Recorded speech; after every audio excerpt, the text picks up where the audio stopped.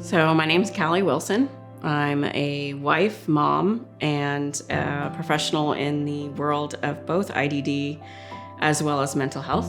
I have been a director of nursing. I'm board certified in psychiatric and mental health as a nurse. I was also a residential and medical associate executive director at the ARC Tampa Bay. I have 3 amazing children. My daughter Jordan was born in 2003. She was the best baby. Everybody complimented on how quiet and how self-sufficient she was as an infant. She never really cried out for me, which looking back on, I know why. Definitely she's technically nonverbal, but those that are close to her definitely understand what it is she's trying to say and what she's wanting. She's just an absolute, there's a brightness in her that I don't think I see in many people. When I was working with the ARC, we were very fortunate that we didn't have it happen very often, but there were times when, we would collaborate on how to handle crisis situations, and at times it was just, you didn't have a choice but to basically call 911.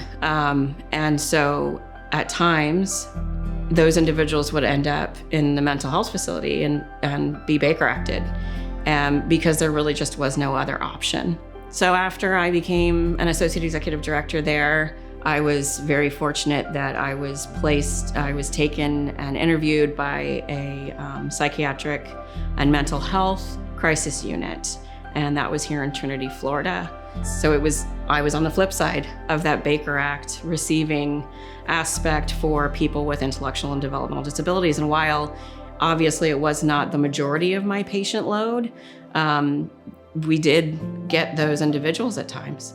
And so for those individuals who come in who also have an intellectual and developmental disability, it almost becomes a safety mechanism. We have to keep these individuals safe because truly at times they just become a target, whether it's manipulation or a target for aggression and things like that. So for those individuals to come into a mental health facility was sometimes just as an employee or a staff member, very defeating. Having been on both sides of the arena, we just have to figure out how to do better.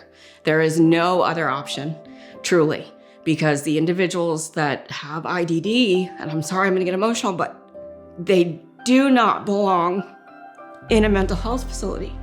It's awful, it doesn't do them any good, and there just doesn't seem to be a place for our loved ones to go that is better. And that's so unfortunate because, again, having a daughter who has her behavioral issues where, she's 20 years old, she's taller than I am, she can be a force to reckon with. And when you're trying to struggle and she's kicking you or she's hitting you or punching you, or she's trying to elope and she's standing out on the street and you can't get her to understand that that's not safe, your heart just falls out of your chest because you don't know what to do. I never want to have to make that phone call where I just can't handle her.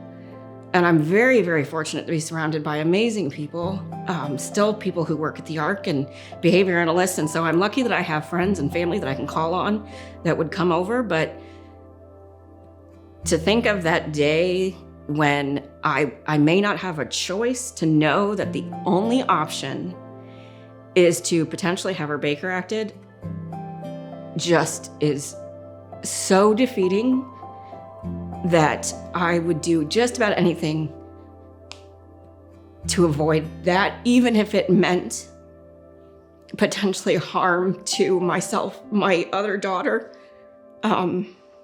because I couldn't live with myself knowing that she was in that environment at all.